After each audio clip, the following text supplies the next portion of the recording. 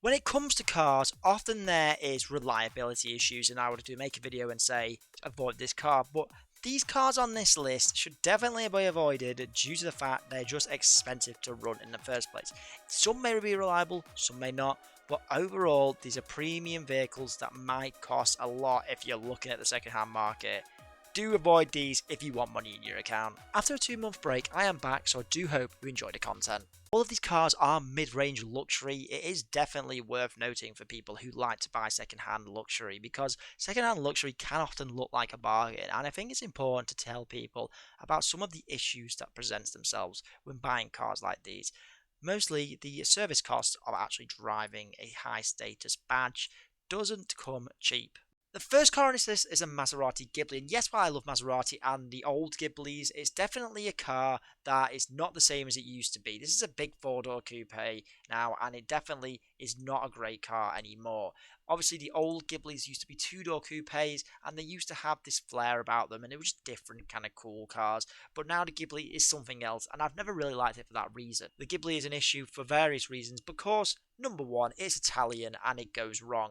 A lot of people have said on the reviews that it just doesn't start, and it was an issue when it came to being a second owner. You got to remember that people who buy these typically have a lot of money already to spend, they just want something different, so they buy a Ghibli at around £60,000 or £70,000, but these people don't typically do the maintenance that it really requires, and this can cost a lot of money for the second owner. Now, you might notice on Auto Trader that these cars are going for around 10 to 15 at the moment, which is an extreme depreciation gap. And yes, while that is a good margin to buy at, these are going to be a bit more maintenance given the heavy big wheels, the big brakes, and the issues of starter modes just not happening. Panels, according to people, it's been corroding already. Not to mention the great big Ferrari engine in this thing, but to be fair, this is different from its German alternatives, so I guess that's up to you. The next car is a Tesla Model S, and while I actually like this car most out of any car on this list, the Model S does have its issues. I want to be completely clear and concise here that this is going to be the earlier versions, and they are going to cost a lot in terms of maintenance. Yes, the Model S is an expensive car at the moment. You're looking at about 50 to 70,000, but once you get down to the used versions, which I'm assuming a lot of people might do, you're still looking at 25, 30,000 pounds, and it is a lot of money. The Model S has its issues just due to the fact that when this car came out, it was one of the real first or second cars that Tesla really got high production for. So you got to remember that this was like early days electric, 2013, 14. It had leaking batteries, for example, and not to mention the battery warranties were out of date, or they had to be thousands of pounds to repair. Little things, because it was such a new car, cost a lot. A battery pack or an alignment issue, Tesla owners often complain this was a problem. Whether this has been fixed on the new ones, just double check if you're buying a used one. It should have Tesla warranty and care on used cars. Just make sure that the cars made around 2014 did have issues. And to be fair to Elon, he was running PayPal and SpaceX and Tesla in one go, so can you really blame the guy? Well, it's quite hard to run companies, Yeah. especially car companies. Now, while I love Range Rover, and I've heard it many times before, there were many common issues when it came to the Range Rover Velar, probably one of my favourite looking of the lot. This Range Rover, which was launched in 2017, specking from £60,000 all the way up to £100,000, does have the most problems when it comes to the range, and unfortunately this is going to cost an absolute fortune if you are thinking about buying one.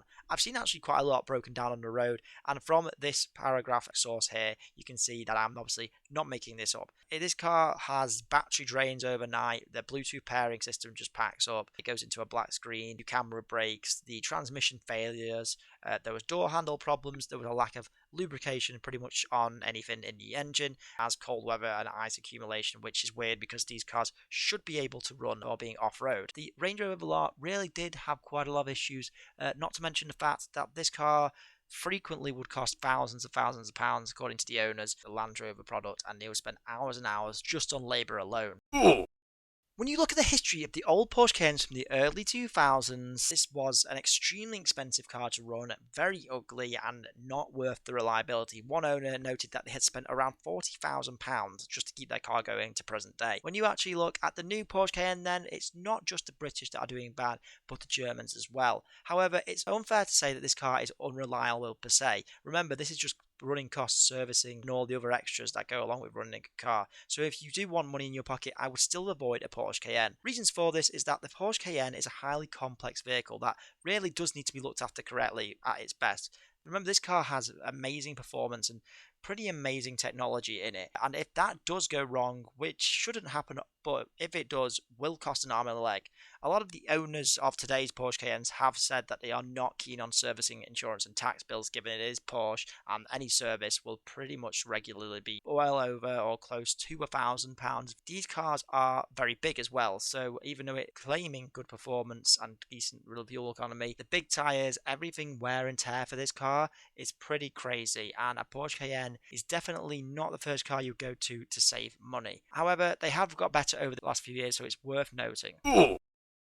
Ah yes, not just Porsche, Bavarian Motor Works. Of course, BMW does have a car on this list, and specifically the BMW 7 Series from 2008 up until present day. People have really been slamming this car for the fact it costs so much to buy, costs so much to run, and just costs so much to maintain. Everything about this car is just not cheap, and I don't even think they're particularly good looking cars. They're obviously for your standard businessman. Our buy rating gave it a 3 out of 5, and MPG running costs and CO2 rating were given a 2.3 out of 5. They have been popular with second hand. They can be more of a status thing. Typically, you're looking at an average of around £2,000 a year just to run for a used car depreciating quite quickly. Taxes can be well up to £500 on the 760 Li, so even the BMW 7 Series is still an expensive car to run, especially with today's ULEZs. And servicing for a BMW, especially a 7 Series, is usually pretty expensive. Just be careful on that, because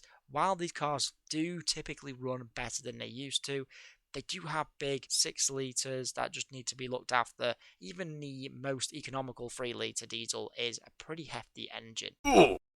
All information in this video has been credibly sourced, and I have made sure this is correct as of 2023 August, so please come at me if you want, but I can promise you this was very informative. Don't forget to subscribe if you like car content.